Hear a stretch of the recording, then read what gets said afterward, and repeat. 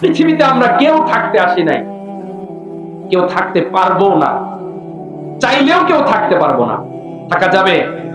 এই পৃথিবীতে সকলেই একটা বিষয়ের উপর ঐক্যমত পোষণ করেছে, সেটা হলো এই পৃথিবীতে কেউ চিরস্থায়ী থাকতে পারবে না। পৃথিবীর থেকে আমাকে আপনাকে চলে যেতেই হবে, এটাই চূড়ান্ত সত্য কথা। আস্তিক বলেন, নাস্তিক বলেন, ব্লগার বলেন, যত প্রকারের মানুষ এই পৃথিবীতে বসবাস করে,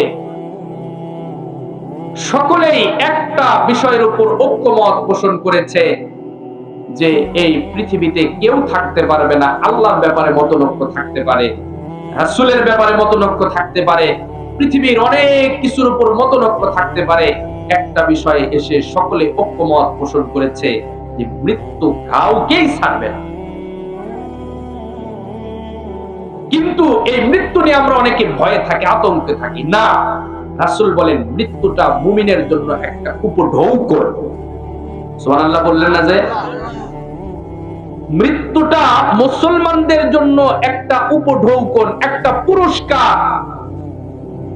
যে মুমিন মুসলমান কামেল, যে মুমিন মুসলমান যারা হবে, আল্লাহ পাক রব্বুল আলামিন তাদেরকে হাদিয়া স্বরূপ মৃত্যুর মাধ্যমে নিয়াই জান্নাতের মধ্যে ছেড়ে দিবে। চিল্লায়ে বলেন সুবহানাল্লাহ।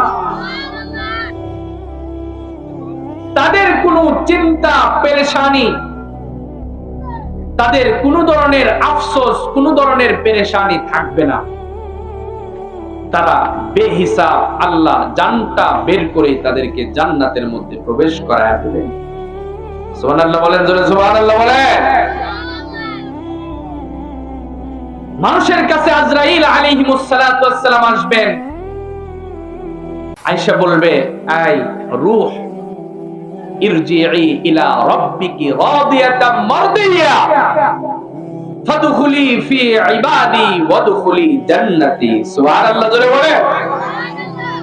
আজরাইল আয়েশা বলবে, জান, এই রূহ, তুমি তোমার রবের সন্তুষ্টিতে বের হয়ে যাও। তোমার রব তোমাকে ডাক দিয়েছেন, যত দ্রুত সম্ভব তুমি বের হয়ে যাও। তোমার রব তোমার জন্য অপেক্ষা করছেন।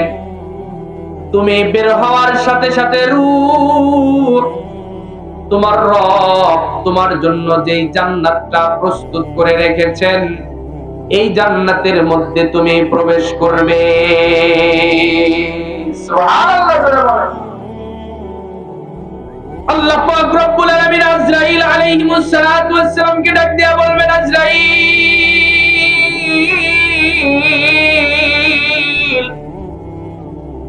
আমার বান্দা সারাটা জীবন আমার ইবাদতের মধ্যে কাটায়া দিয়েছে। আমার বান্দা সারাটা জীবন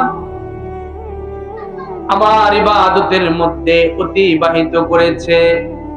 আজরাইল, যাও আসরের সাথে আমার বান্দার জানটাকে কবজ কইরা জান্নাতের মধ্যে প্রবেশ করায়া দাও।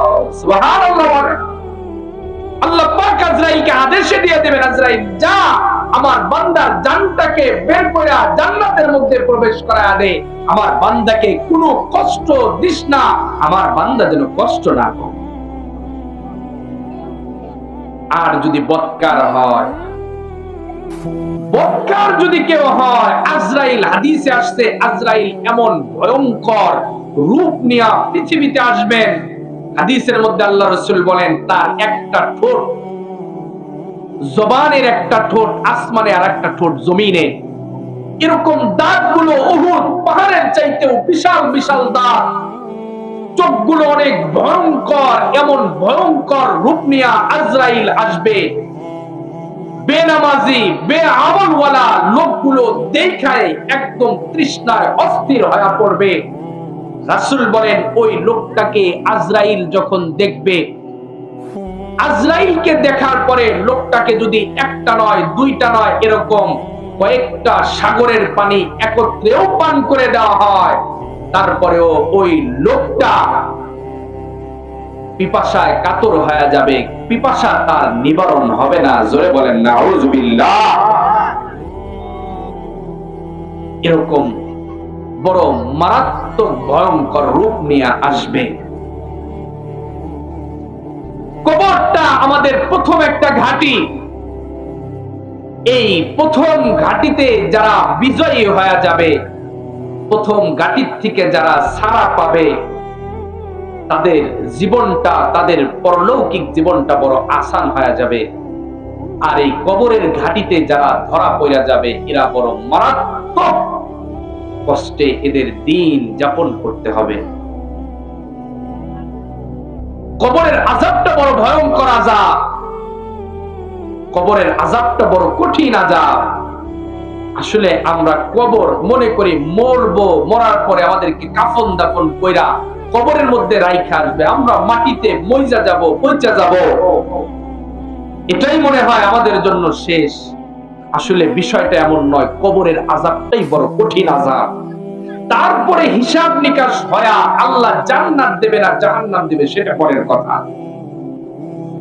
এজন্য কবরের আযাবের ব্যাপারে কয়েকটা দৃষ্টান্ত আপনাদের সামনে দেব। এই কবরের আযাব থেকেই যারা বাঁচতে পারবে আসলেই তারা সফল। কবরের আযাবে যারা ধরা পড়ে যাবে তাদের আযাবটা বড় কঠিন হয়ে যাবে। জোরে বলেন নাউযুবিল্লাহ।